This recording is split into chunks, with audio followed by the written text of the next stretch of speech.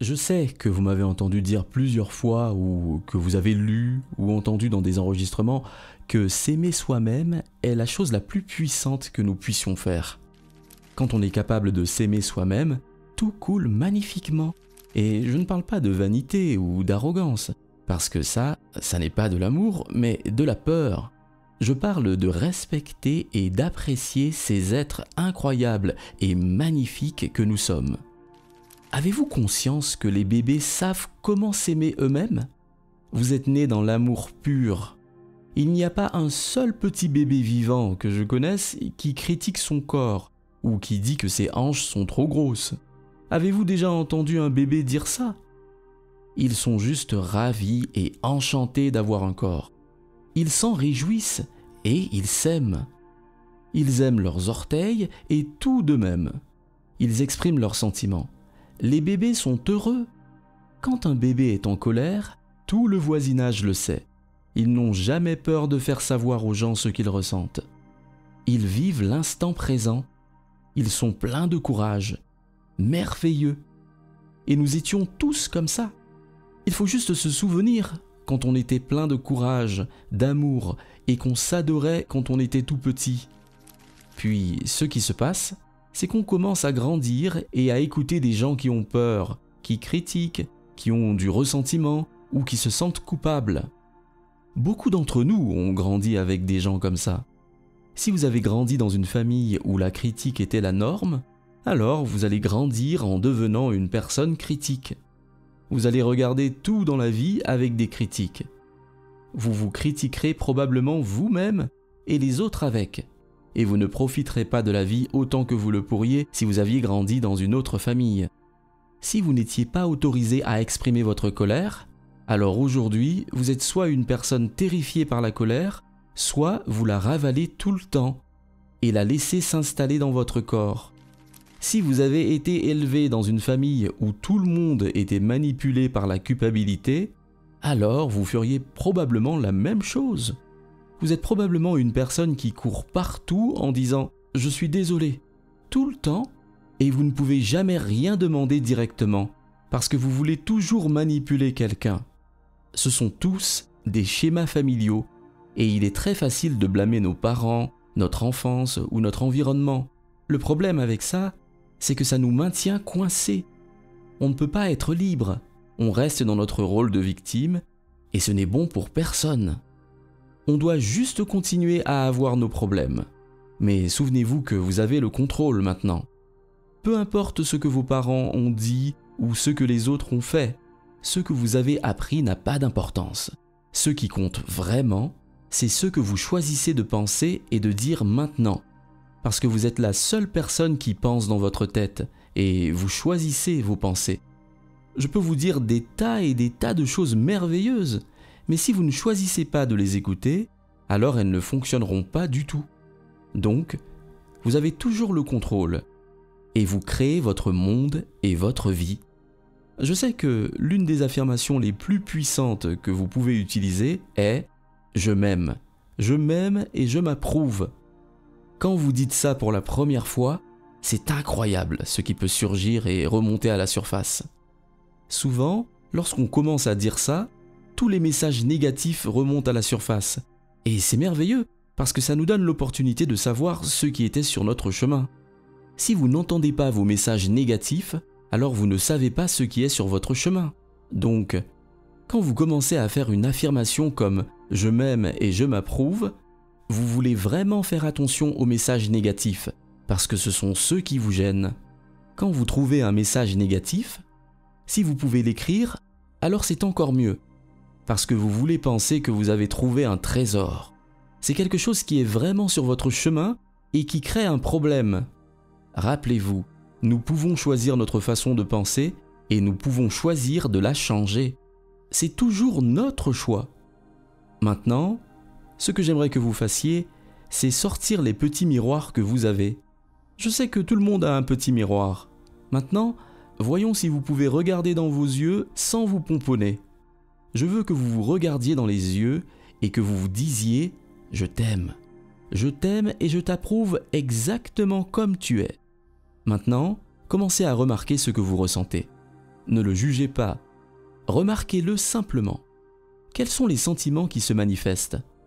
Sont-ils des sentiments de joie? Vous sentez-vous bien dans votre peau? Sont-ils des sentiments de critique ou de négativité? Ne les jugez pas. Remarquez simplement ce qui surgit. Reconnaissez le message négatif.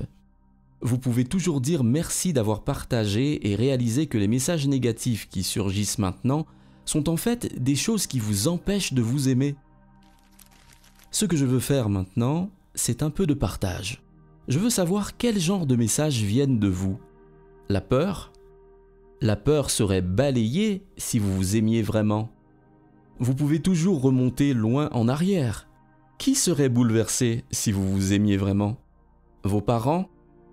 Tous les deux ou seulement un? Quel était le message de la famille? Toujours jugé? Donc vous venez d'une famille qui critique, qui juge, qui a du ressentiment, c'est ça? Donc vous êtes une personne merveilleuse mais craintive. Ça veut juste dire que vous avez encore un peu de travail à faire. Je pense vraiment que certains d'entre nous sont des âmes très jeunes. Nous venons ici et c'est comme aller au jardin d'enfants. La vie est en fait vraiment très simple. Certains d'entre nous sont des âmes beaucoup plus âgées. Nous choisissons des tests plus difficiles et c'est plus comme aller à l'école supérieure. Mais vous savez, vous pouvez le faire. C'est juste que vous avez choisi des choses peut-être un peu plus difficiles à surmonter.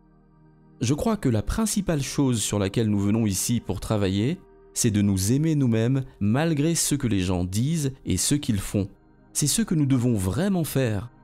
Vous avez des choses, vous avez le crédit, le jugement, la critique, la peur et probablement un peu de culpabilité là-dedans aussi.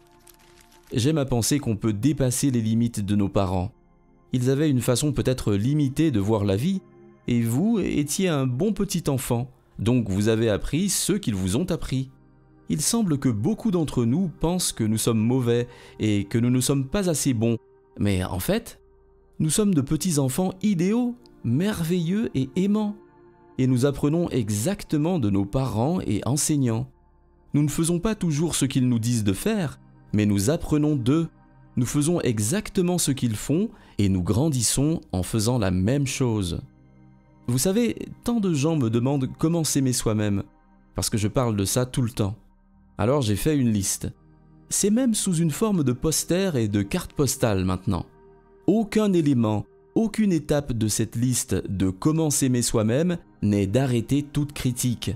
Arrêtez-les maintenant et pour toujours. Premièrement, faites-vous la promesse que vous allez faire de votre mieux à partir de maintenant pour arrêter de vous critiquer ainsi que les autres. Il sera beaucoup plus facile d'arrêter de critiquer les autres quand vous aurez arrêté de vous critiquer vous-même. Deuxièmement, arrêtez de vous faire peur. Combien de fois vous terrorisez-vous avec vos propres pensées? Vous êtes dans la terreur absolue et ça vient seulement de vos pensées. Personne ne fait quoi que ce soit. Parfois, c'est un vieux schéma familial et parfois, on a de nouvelles choses. Combien de personnes sont absolument terrifiées par les tremblements de terre? Combien de fois vous vous faites ça à vous-même? Bien sûr, on trouve tellement de façons de se faire peur. J'aimerais que, quand vous avez le temps, vous fassiez une liste de vos peurs, puis que vous vous donniez la possibilité de transformer chaque peur en une affirmation positive. Transformez chaque peur en quelque chose de positif et rappelez-vous que vous êtes toujours responsable. Une seule pensée en l'air ne fait pas une grande différence. C'est comme une tortue ou des gouttes d'eau. Laisser tomber une goutte d'eau sur la table, ça ne veut pas dire grand-chose. Mais si vous continuez à la laisser tomber, alors la table se transformera en lavabo et vous obtiendrez une flaque d'eau sur le sol. Puis un étang, un lac, et enfin, vous pourriez même créer un océan. Avec nos propres pensées, on peut se noyer dans une mer de négativité ou on peut flotter sur l'océan de la vie. Ça dépend de nous, parce que les pensées que nous avons s'accumulent. Alors, dans quel genre de nid de poule vous vous trouvez? Êtes-vous juste ici ou êtes-vous en train d'essayer de pagayer? Quelle action doit-on appliquer à soi-même lorsqu'on est prêt à changer ses pensées? Nous pouvons changer nos expériences, et ce n'est pas grave si vous avez une grande flaque de pensées négatives. Vous pouvez vous déplacer ici et créer une flaque de vos pensées faussement positives. Vous pouvez toujours faire des changements. Donc, vous voulez transformer ces pensées de peur en affirmations positives. Laissez-les travailler pour vous. Je pense que nous sommes des machines à produire de la réalité. Il n'y a pas un seul individu sur cette planète qui ne crée pas de réalité, à moins qu'il ait une lésion cérébrale ou autre. Pour la plupart d'entre nous, nous sommes engagés dans la réalité et nous provoquons des effets. Je pense que nous atteignons un certain point dans notre vie où nous arrêtons d'apprendre et nous commençons à ressentir. Utiliser les sentiments comme baromètre pour l'inconnu est contre-indiqué, parce que les sentiments sont généralement un enregistrement d'une expérience passée. Nous essayons donc de prédire comment cet événement futur va se dérouler en nous basant sur un sentiment et on revient toujours à l'ancien soi. Donc j'aime l'idée de comment nous pouvons réellement produire des effets. J'aime l'idée que chaque être humain vit dans l'un des deux états d'esprit suivants. Soit nous vivons dans la création, qui est la croissance, l'expansion, la santé, l'homéostasie, les émotions d'amour, de joie et de confiance, nous permettant de nous sentir connectés à quelque chose de plus grand que nous, soit nous vivons dans un état de survie. Vivre dans le stress, c'est quand votre corps est déséquilibré et la simple redondance de ce cycle au fil du temps. Ce déséquilibre qui continue à se produire commence à briser le corps. Je pense que le plus gros problème pour nous, du fait de la taille de notre cerveau, c'est que nous pouvons déclencher une réponse au stress rien que par la pensée. Et on le fait toute la journée dans ce cycle continu et redondant de déséquilibre au fil du temps, qui devient le nouvel équilibre en plus. Maintenant, nous nous dirigeons vers la contraction et la maladie. On se sent séparé du champ et on devient égoïste au lieu d'être désintéressé. On commence à vivre dans un état de rupture, un état de maladie et un manque de santé. Ainsi, ces émotions, ces produits chimiques de survie soutiennent l'ego et nous devenons plus complaisants, plus importants et plus égoïstes, parce que c'est ce que font ces produits chimiques. Nous vivons dans l'un de ces deux états d'esprit. Ces produits chimiques ont tendance à créer une forte dépendance, donc c'est vraiment une bonne conversation de dîner. En fait, c'est quand on se libère des chaînes de ces émotions qu'on mémorise, qu'on les traverse, qu'on retire l'esprit du corps, qu'on brise l'émotion qui est piégée dans la chair physique et qu'on la libère pour que cela devienne le véritable amour de soi. C'est la vraie joie et la libération de l'énergie. Alors la colère, la haine et les préjugés qui étaient là sont transformés. Ils sont transmutés en joie et c'est la même énergie, mais elle a juste une tournure différente. Donc personne ne peut faire ça pour vous. Il n'y a pas quelqu'un qui agite une baguette et puis ça nous arrive. Cela dit, vous devez être prêt à être mal à l'aise.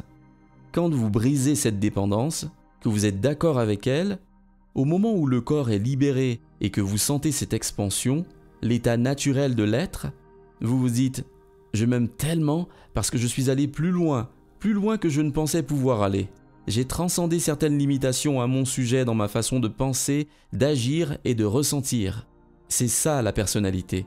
C'est l'identité qui change vraiment. Et ce n'est pas seulement comme changer d'avis pour un parfum de glace par exemple, mais changer vraiment quelque chose qui modifie votre neurologie ou votre circuit neurologique, ainsi que la chimie, c'est-à-dire vos émotions qui signalent le gène qui commence à changer votre expression même de la santé dans une expression de la vie.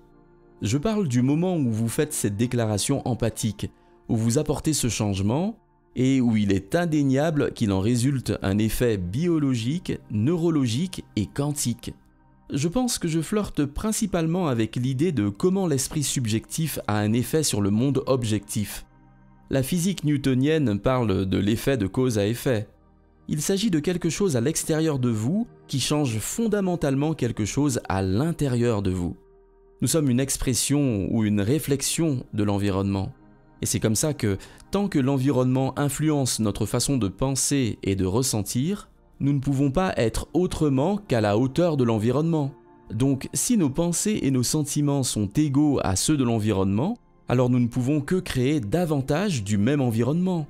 L'idée que nous pouvons changer quelque chose à l'intérieur de nous, dans notre conscience, dans nos pensées et dans nos sentiments, être capable de mémoriser les deux neurologiquement dans notre cerveau, câbler cette information, installer le matériel et conditionner le corps émotionnellement pour être un esprit.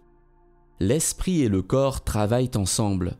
Si nous sommes capables de maintenir cet état d'être modifié, alors il devrait y avoir des preuves en dehors de nous. Donc, au lieu de cette relation de cause à effet, j'ai toujours mieux aimé l'idée de causer des effets. Dans les modèles quantiques, on dit qu'on peut causer et avoir des effets. Je pense que là où nous sommes coincés avec ça, c'est l'idée que ça doit être prévisible et que nous devrions être en mesure de savoir comment ça va se passer. Mais c'est notre plus grande erreur, parce qu'on ne pourra jamais contrôler le résultat de l'imprévisible. C'est le but et le modèle qui doivent être incertains. Ils doivent venir de la manière dont nous nous attendons le moins, qui nous surprennent, qui ne laissent aucun doute au fait que ce que nous avons fait à l'intérieur de nous a produit un effet à l'extérieur de nous. Quand vous commencez à avoir ces petites synchronicités au début, qu'elles se transforment en événements de plus en plus grands, quand vous faites l'expérience de cet émerveillement ou de cette joie et de cette appréciation d'être en vie, alors c'est l'état naturel de l'être. Je pense qu'il s'agit du fait d'avoir ce genre de sensibilité qui vient de l'intérieur de nous au lieu d'avoir besoin de quelque chose d'extérieur à nous pour changer notre état. Je pense que c'est vrai et très puissant.